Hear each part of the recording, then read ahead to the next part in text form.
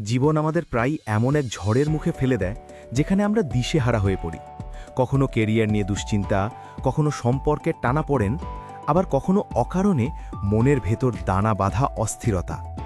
কিন্তু ভাবুন তো, যদি আপনার কাছে এমন কোনো জাদুকরী শক্তি থাকত যাতে বাইরের কোনো নেতিবাচক পরিস্থিতি আপনার মনের শান্তি কেড়ে নিতে পারত না। এটা কোনো রূপকথা নয়, বরং আজ থেকে 2000 বছর আগে আবিষ্কৃত এক জীবন দর্শন, যা আজও আমাদের শেখায় কিভাবে কঠিনতম সময়েও পাহাড়ের মতো অটল থাকতে হয়। আজ আমরা সেই প্রাচীন জীবন দর্শন বা স্টোইসিজম নিয়ে কথা বলবো, যা আপনার দেখার দৃষ্টিভঙ্গি চিরতরে বদলে দেবে। আমাদের চারপাশের পৃথিবীটা দিন দিন খুব দ্রুত বদলে যাচ্ছে। অনিশ্চয়তা যেন আমাদের জীবনের একমাত্র ধ্রুব সত্য হয়ে দাঁড়িয়েছে। এই অবস্থায় আমরা সবাই খুঁজি এমন একটা নোঙর যা আমাদের জীবনের নৌকাকে ডুবতে দেবে না। স্টোইসিজম আমাদের শেখায় যে জীবনের সব পরিস্থিতি আমাদের নিয়ন্ত্রণে নেই ঠিকই, কিন্তু সেই পরিস্থিতিতে আমরা কেমন প্রতিক্রিয়া দেখাবো তা সম্পূর্ণ আমাদের হাতে। এটি কেবল কতগুলো তাত্ত্বিক কথা নয়, বরং প্রতিদিনের জীবনে কাজ করে দেখার মতো কিছু বাস্তবিক শিক্ষা। আপনার নিয়ন্ত্রণে যা আছে তাতে মনোযোগ দিন। আপনি কি কখনো ট্রাফিক জ্যামে আটকে গিয়ে প্রচণ্ড বিরক্ত হয়েছেন, কিংবা কারো দেওয়া একটি খারাপ কমেন্ট পড়ে সারাদিন মন খারাপ করে বসেছিলেন? আমাদের জীবনের বেশিরভাগ দুঃখের মূল কারণ হলো আমরা এমন কিছু বিষয় নিয়ে চিন্তা করি যা আমাদের হাতে নেই। আবহাওয়া কেমন হবে, অন্য মানুষ আপনাকে নিয়ে কি ভাববে, বা রাস্তার জ্যাম, এগুলো আপনি চাইলেও বদলাতে পারবেন না। বিখ্যাত দার্শনিক এপিকটেটাস বলেছিলেন, আপনার সাথে কি ঘটছে সেটা বড় কথা নয়, বরং আপনি তার বিপরীতে কেমন প্রতিক্রিয়া দেখাচ্ছেন সেটাই আসল। তাই যখনই আপনি বিরক্ত হবেন, নিজেকে প্রশ্ন করুন, এই বিষয়টি কি আমার নিয়ন্ত্রণে? যদি না হয়, তবে সেটাকে মেনে নিয়ে নিজের কাজের দিকে মনোযোগ দিন। এটিই হলো শান্ত থাকার প্রথম ধাপ। বাধাকে সুযোগ হিসাবে গ্রহণ করা। সাধারণত আমরা বাধাকে দেখি সাফল্যের পথে অন্তরায় হিসেবে, কিন্তু স্টোয়িক দর্শন আমাদের শিখিয়েছে এক ভিন্ন দৃষ্টিভঙ্গি।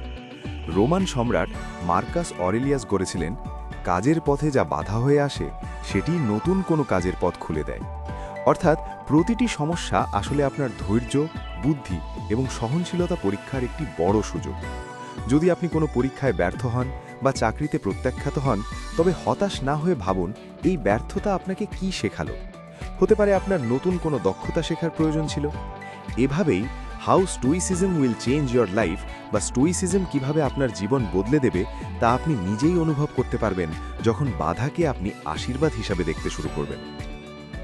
বর্তমান মুহূর্তে বাঁচতে শিখুন। আগামীকাল কি হবে অথবা অতীতে কেন এমন হলো, এই দুই চিন্তায় আমরা আমাদের বর্তমানকে নষ্ট করি। কিন্তু সত্যি বলতে, জীবন তো এখন এই মুহূর্তে ঘটছে।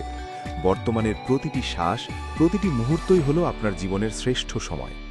অতীত চলে গেছে আর ভবিষ্যৎ এখনও আসেনি, তাই আজকের কাজগুলো মনোযোগ দিয়ে করুন।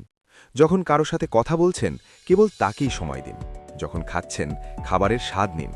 বর্তমানের এই সচেতনতাই আপনাকে মানসিক প্রশান্তি দেবে। আত্মসংযম বা ডিসিপ্লিন গড়ে তোলা।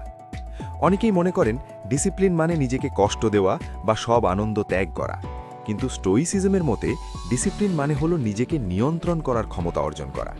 তাৎক্ষণিক আনন্দের পেছনে না ছুটে দীর্ঘমেয়াদী লক্ষ্যের দিকে এগিয়ে যাওয়াই হলো প্রকৃত বীরত্ব।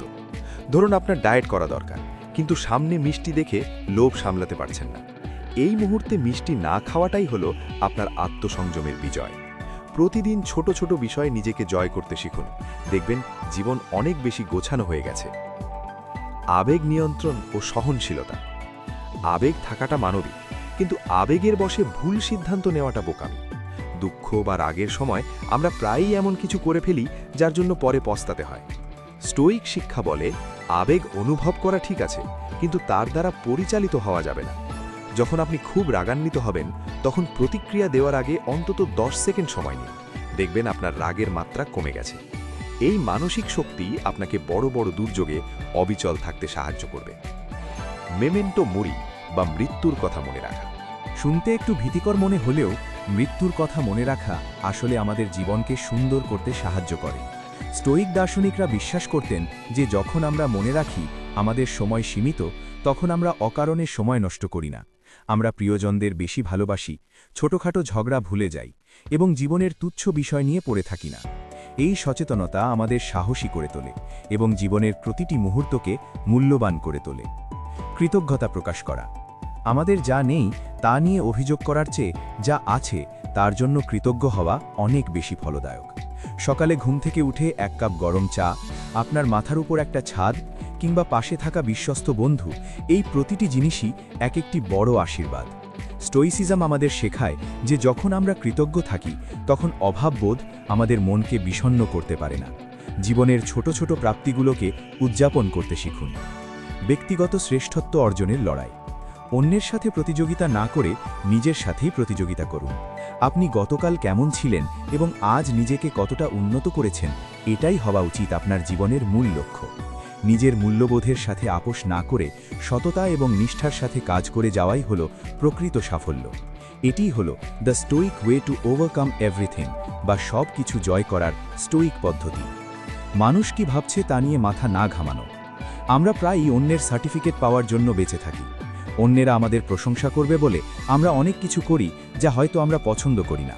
কিন্তু মনে রাখবেন, মানুষের মতামত বাতাসের মতো, যা সব সময় দিক পরিবর্তন করে। আপনার মূল্য আপনার নিজের কাছে। আপনি যদি জানেন আপনি সঠিক পথে আছেন, তবে পৃথিবী কি বলল তাতে আপনার কিছুই যায় আসে না। নিজের ভেতরের কণ্ঠস্বরকে সম্মান করতে শিখুন। পরিবর্তনকে মেনে নেওয়া। প্রকৃতির নিয়ম পরিবর্তন। আজকের বসন্ত কাল থাকবে না। আজ যে সুসময় যাচ্ছে তাও একদিন বদলে যেতে পারে। পরিবর্তনকে ভয় না পেয়ে একে জীবনের অংশ হিসাবে গ্রহণ করুন।